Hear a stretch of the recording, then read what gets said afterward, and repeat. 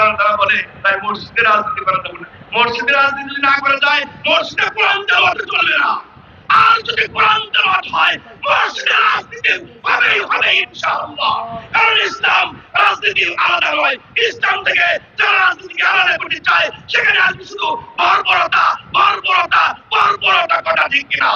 যার কারণেই বর্বরতা থাকার কারণেই আজকে সারা বাংলাদেশে সন্ত্রাস, চাঁদাবাজ, রাজধানী, লুটতরাজদের আড্ডাখানায় পরিণত হয়েছে, কথা ঠিক কিনা?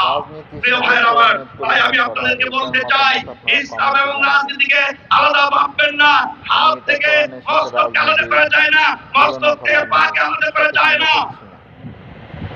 ঠিক তেমনই আপনাদের মতামত ইসলাম থেকে রাজনীতি আলাদা করা যায় না।